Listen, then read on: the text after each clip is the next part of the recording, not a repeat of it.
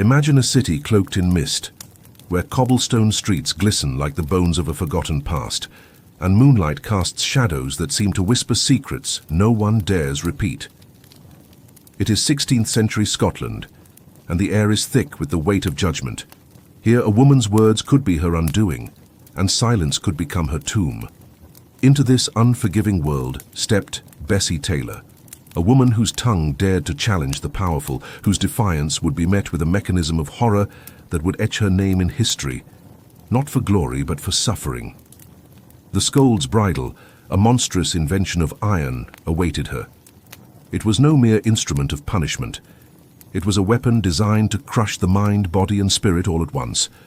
A cage of rusted iron encircled the head like a decayed crown, while a brutal spike pressed down upon the tongue, slicing with every involuntary twitch. The metal, already cold, seemed to pulse with malice, a predator responding to the heat of human fear.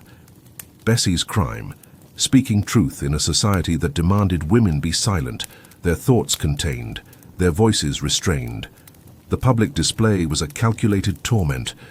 Paraded through Edinburgh's streets, the clanging bell of the bridle mocked her, as if announcing the death of her defiance.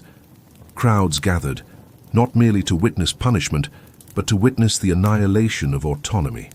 Every glance, every whisper from the onlookers acted as an extension of the device itself, tightening its psychological grip. The bridle transformed speech into a weapon turned inward, each heartbeat a drumbeat of terror. In those moments, ambition rotted into despair, and rage, once afire, curdled into a frozen lake of resignation. This cruelty was both intimate and public. As the spike tore into her tongue, crimson blood splashed like a grotesque artist's canvas, painting the cobblestones with her suffering. The spectacle was swift yet unbearable, lasting mere seconds, but echoing into eternity for those who witnessed it. Yet the bridle's true purpose extended beyond physical agony. It was a tool of societal domination, an object that enforced conformity through fear, ensuring that no woman dared challenge the rigid patriarchal order again.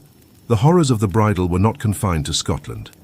In Walton-on-Thames, England, a similar device bore inscriptions condemning idle tongues.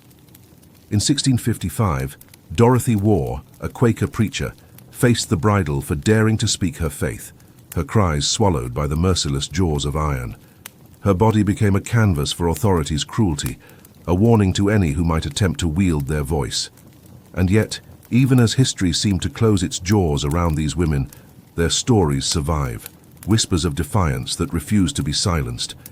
But the bridle was only the beginning. As society's cruelty evolved, so too did the instruments of terror. Public parades became arenas for beatings, whips cracking against exposed skin, blood spraying as metal and flesh collided in a perverse ballet of pain. The psychological insight is chilling. Ambition, defiance, and vitality were systematically corroded into paralysis, fear, and compliance. Each instrument, each ritual was designed to teach a single lesson. Women were to exist, not to speak. As the shadows of history unfold, we begin to see parallels in our modern world. The bridle's rusted claws echo in the digital age, where women's voices are silenced by trolls, harassment, and online censorship. The tools have changed, but the intent remains. Control through fear. Every threat, every viral smear mirrors the public humiliation of centuries past, a reminder that tyranny often dresses itself in new garments while preserving the same old malice. The Scold's Bridle serves as a warning etched in iron and blood. What begins as whispered intimidation can escalate into brutal domination, a lesson repeated across generations and geographies. And yet, in this darkness, the stories of these women endure, a testament to resilience and defiance, even in the face of unimaginable cruelty.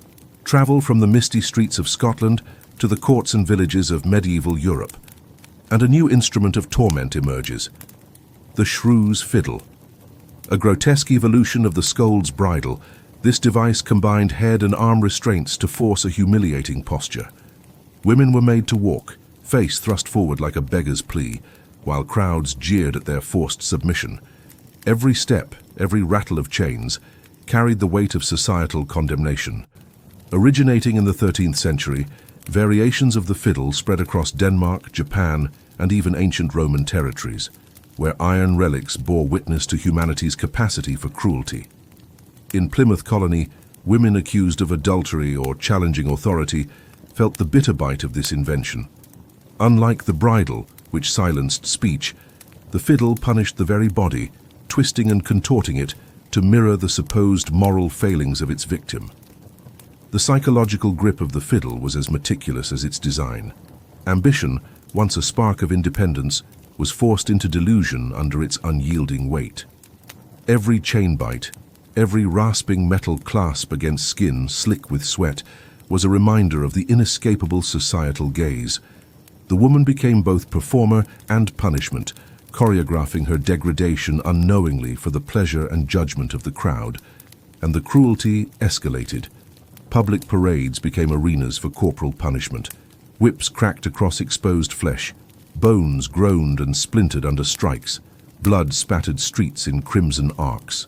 Witnesses, instead of empathy, were fed a spectacle of agony. Every act of violence reinforced the notion that power must be preserved by humiliation, and rebellion met with relentless physical and psychological assault. The fiddle often operated in tandem with other instruments of terror, most famously the ducking stool. Women accused of disorderly conduct, prostitution, or witchcraft were bound to a chair attached to a pivoting beam, then plunged into icy waters. Lungs burned, screams choked in water, and defiance was drowned in cold, relentless authority. Survivors emerged gasping, only to face further tortures, needles probing flesh for non-existent witch marks, arms restrained, spirits crushed. This fusion of physical torment and public spectacle left an indelible mark on European societies, embedding fear into cultural consciousness. The fiddle, the ducking stool, and other implements were more than punishment. They were performance, a ritualistic assertion of power that blurred the line between law and theatre. Ambition, curiosity, and agency were systematically dismantled, replaced with obedience enforced through the shock of pain and the humiliation of exposure. The psychological resonance is striking. Ambition distorted into paranoia, defiance becoming self-doubt, and every gaze of the crowd reinforcing the inevitability of punishment. The human mind, faced with relentless scrutiny and physical pain, often surrendered before the body fully broke. It was not only the flesh that was tortured, but the very essence of identity, autonomy, and dignity. Yet, even in this relentless darkness, echoes of resilience persisted. Women endured, telling stories of survival, of defiance that could not be completely erased. The instruments themselves, rusted now, are relics of a society obsessed with control, and their legacy speaks to an enduring struggle for voice and agency. And as history fades into the shadows of modern life, one cannot help but notice the haunting parallels. Today, women navigate scrutiny, shaming, and digital harassment, their voices constrained in subtler, yet deeply potent ways. The shrew's fiddle may sit silent in a museum, but its lessons reverberate in every platform where society seeks to regulate expression, punish dissent, and enforce conformity. As we step away from the streets, where women marched under iron and ridicule, a chilling question lingers. How far would authority go to ensure obedience, and how much of that terror has simply been repackaged for modern eyes? The instruments may change, but the strategy, the deliberate fusion of fear, shame, and spectacle, remains hauntingly familiar. And yet, the abyss deepens. Beyond the bridle and the fiddle, darker instruments await, tools that invade the body itself, where the line between punishment and pure sadism disappears. What unfolds next is a descent into the most intimate horrors history ever dared inflict. From public humiliation to intimate brutality, the dark theater of medieval punishment escalated into instruments that targeted the body itself. Among the most infamous was the breast ripper, a device designed not just to harm, but to terrorize, marking women accused of heresy, adultery, or self-induced abortion. Its four spiked prongs, curved like the legs of a predatory spider, were heated until they burned, then clamped onto the flesh with slow, deliberate force. The effect was ghastly. Tissue shredded, blood sprayed, and agony became both spectacle and weapon. Across Europe, from Bavaria to the Holy Roman Empire, this device left a trail of horror. Victims included the innocent and the accused alike, their bodies reduced to battlegrounds for patriarchal vengeance. Even saints were not spared. Agatha of Sicily, centuries earlier, endured comparable torment, her suffering sanctified as martyrdom, yet simultaneously emblematic of misogyny's cruel reach. The psychological impact was staggering. Inquisitors projected their own fears and ambitions onto these women, crafting a ritualized torment that fractured minds long before the iron touched skin. Imagine the sensory onslaught: heat-searing flesh, blood spraying in arterial arcs, screams ricocheting off stone walls. The Ripper's metal claws pulsed in sync with the terror in the air, creating a perverse rhythm of agony that etched itself into the memory of anyone present. Irony hovered like a phantom. Those who claimed moral purity left indelible stains on history, wielding tools of horror in the name of righteousness. But the breast ripper was only one instrument in a growing gallery of terror. Often wall-mounted as the iron spider, it allowed torturers to yank victims upward, intensifying pain while ensuring maximum visibility. The spectacle was designed to impress obedience upon the masses. Whispers of unwed mothers, witches, and defiant women circulated through towns, their suffering a macabre warning, a public exhibition of control and humiliation. The cruelty escalated further. Survivors faced subsequent mutilations. Rhinotomies carved faces as permanent testimony to transgression. Whips lashed exposed backs. Breasts, once private and sacred, became canvases for institutionalized terror. The line between justice and sadism blurred, each act reinforcing patriarchal dominance and embedding fear into the collective psyche. Modern parallels are chilling. Gender-based violence, policing of reproductive rights, and societal judgment over women's bodies echo the strategies of centuries past. Though the instruments have rusted and the walls have crumbled, the underlying motives, control, domination, and public spectacle, remain disturbingly familiar. The breast ripper is a gruesome reminder of how far power will go to enforce conformity and silence defiance. And yet, history's descent into horror did not end there. There were instruments designed to invade the very sanctity of the body, where the cruelty became almost surgical in its precision, merging physical destruction with psychological annihilation. Among these, the pear of anguish, also known as the pear, stands as one of history's most terrifying devices. This pear-shaped metal contraption was inserted into mouths, rectums, or vaginas, then expanded via a screw, tearing internal tissue from within. Allegedly developed in the 17th century and used by French and Dutch authorities, its victims were often women accused of adultery, heresy, or sodomy. Flesh bloomed inward, organs ruptured, and screams were muffled through metal, producing a horror both intimate and unstoppable. The psychological effect was profound. Anticipation alone could break a person, with the mind fracturing as the body was forced to submit to unimaginable agony. As the screw turned, the pear expanded, flesh yielding to mechanical precision, the mind trapped in a crescendo of pain. Public shaming often accompanied this device, with women branded, whipped, and paraded in ruined dignity. The pear of anguish, like its predecessors, combined spectacle and torture, ensuring that fear extended beyond the individual into the broader society.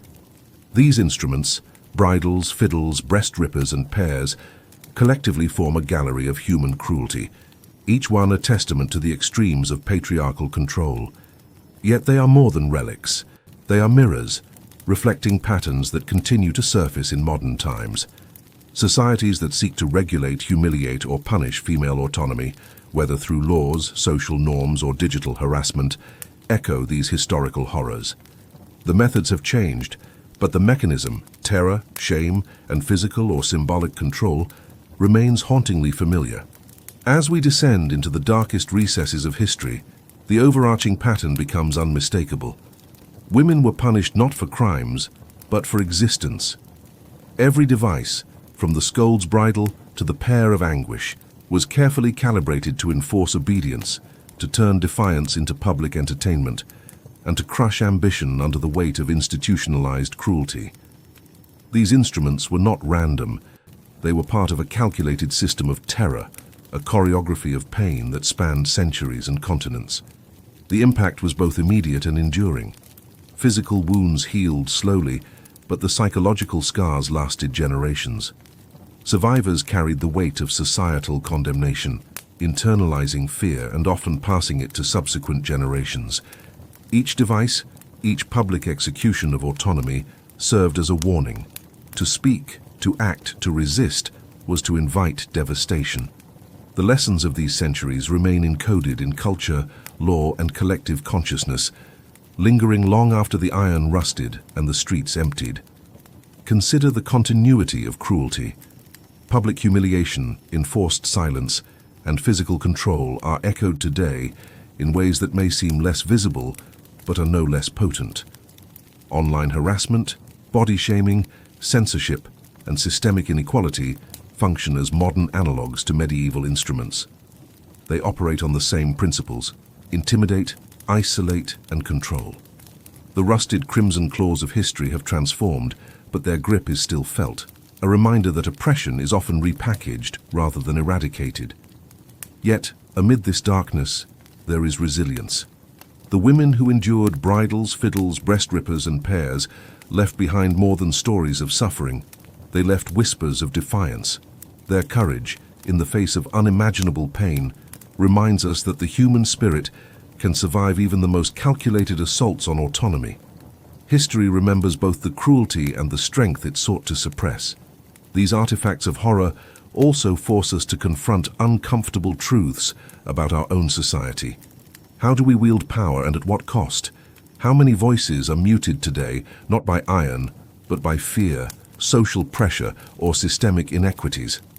The lessons of history demand reflection, vigilance, empathy, and the courage to speak in the face of intimidation are essential to breaking cycles of oppression.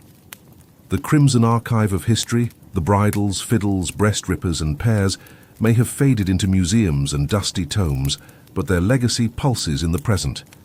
Each echo of authority that seeks to control, humiliate, or silence is a reminder of the human capacity for cruelty, but also of the enduring resilience of those who resist. In the end, history's rusted claws serve as both warning and testament. They remind us that power unchecked can become monstrous, that oppression can be both subtle and savage, and that courage is the most potent rebellion of all.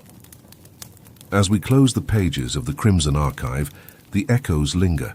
Voices once silenced now speak, telling stories that refuse to be buried, ensuring that the lessons of the past shape the morality of the future.